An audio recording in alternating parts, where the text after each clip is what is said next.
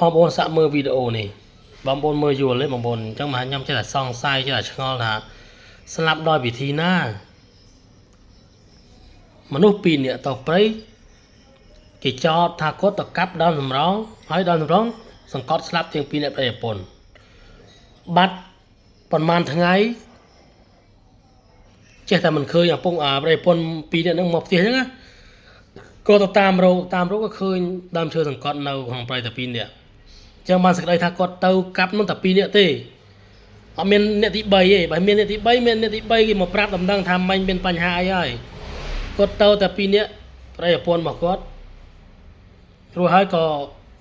ទៅដើមសំរងនោះដើមសំរងសង្កត់ស្លាប់ទាំង2នាក់ប៉ុន្តែខ្ញុំមើលវីដេអូមើលអត់យល់ទេហើយមតិជាទូទៅគេដាក់បន្ទុក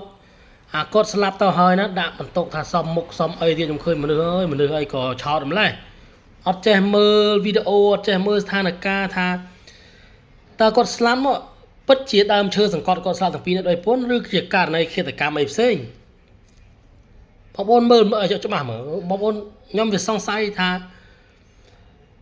ដើមតម្រងវាសង្កត់ម្ដងងាប់ទាំង2នាក់ដោយវិធីណាម្នាក់នេះម្នាក់នេះអង្គុយឈរចាំ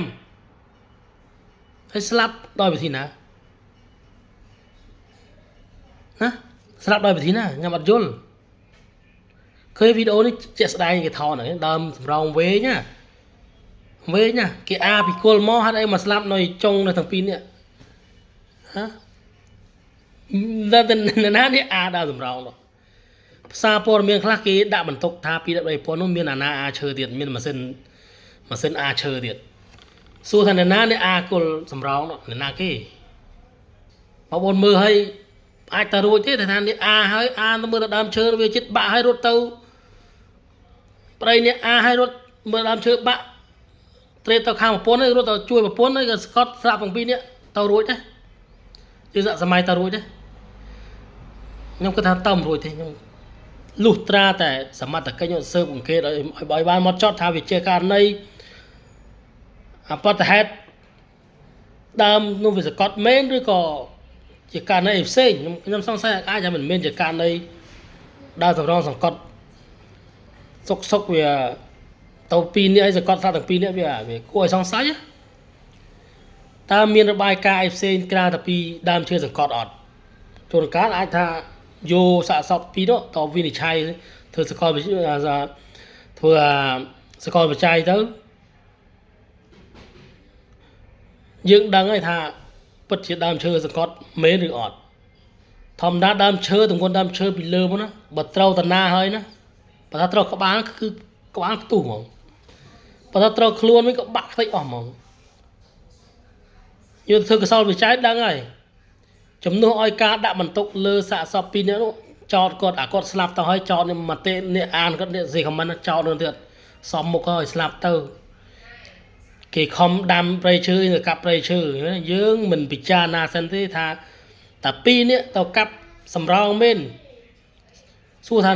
អ្នកណាអ្នកកាប់អ្នកណាអ្នកណាហេតុអីបើស្លាប់ទាំងអស់គ្នាហើយមើលដើមឈើនេះពីជាវីដេអូនេះ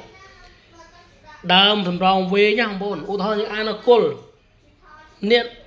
ជាទូទៅអ្នកនៅគល់អ្នកមិនងាយអីទេមិនងាយស្លាប់ទេអ្នកនៅគល់នោះហេតុអ្វីក៏តែស្លាប់នៅចុងទាំង2នាក់បងប្អូនឃើញវាខុសប្រក្រតីអត់បងប្អូនខុសប្រក្រតីខ្ញុំមើលហើយមើលទៀតហើយតាមសារព័ត៌មានគេដាក់បន្ទុកទៅឲ្យប្រជាកសិករដែលស្លាប់ហ្នឹងឬក៏ប្រជាកសិករដទៃទៀត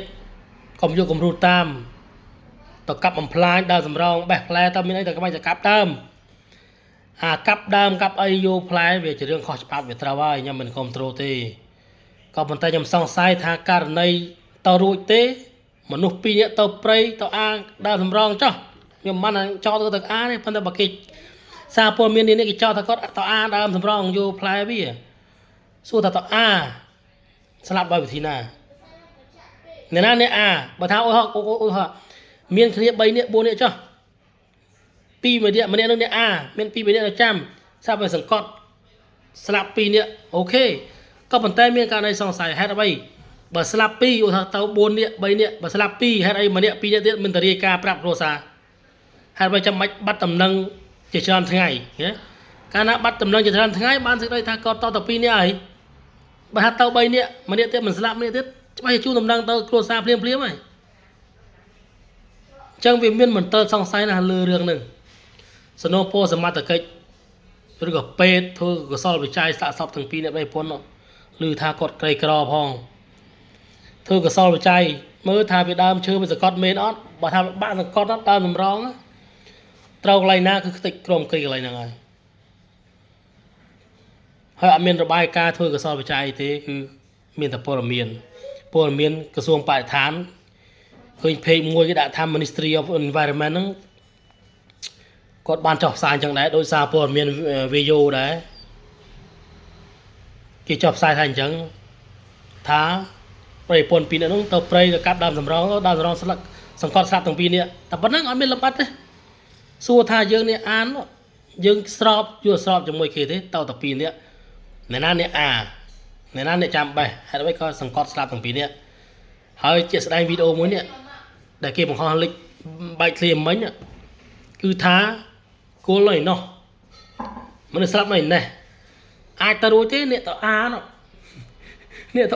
អាចចិត្តរលំឲ្យរត់មកដួលស្លាប់ទាំងពីរនាក់បីពុនក្បែរគ្នាអាចទៅរួចដែរខ្ញុំមើលឲ្យមើលទៀតមើលអត់យល់អញ្ចឹងសរុបពោលឲ្យអាជ្ញាធរសមាជិកធ្វើកសលវិច័យបានត្រឹមត្រូវជីវិតមនុស្ស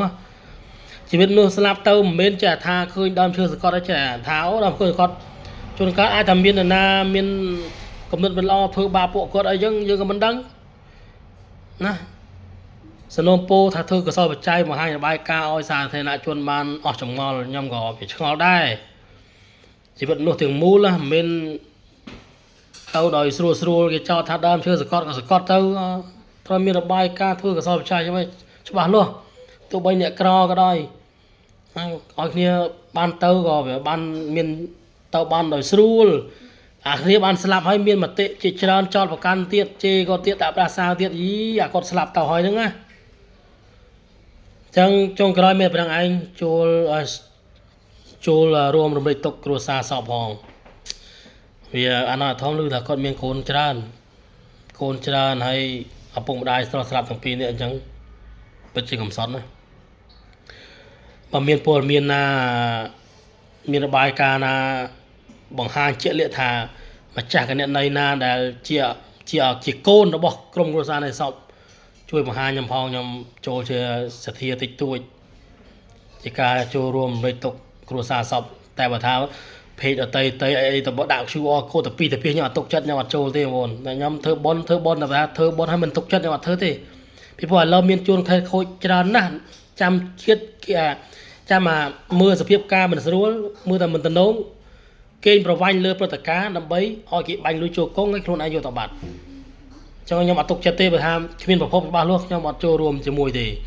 តែបើមានប្រភពច្បាស់លាស់ពីក្រុមគ្រួសារមេនវាអាញាធរមេភូមិមេឃុំខ្ញុំនឹងចូលរួមថវិកាខ្លះដើម្បីឧបត្ថម្ភដល់ក្រុមគ្រួសារនៃសពអញ្ចឹងមានប្រឹងទេអរគុណច្រើនសូមសមត្ថកិច្ចធ្វើកសលវិច័យផងមុននឹងយកសពទៅបូជាជីវិតមនុស្សមិនមែនអ្នកក្រក៏ដោយក៏មានតម្លៃស្មើគ្នាណាខ្ញុំសង្ស័យណាស់អញ្ចឹងពិបាកនឹងជឿអញ្ចឹងមានប្រឹងទេអរគុណច្រើន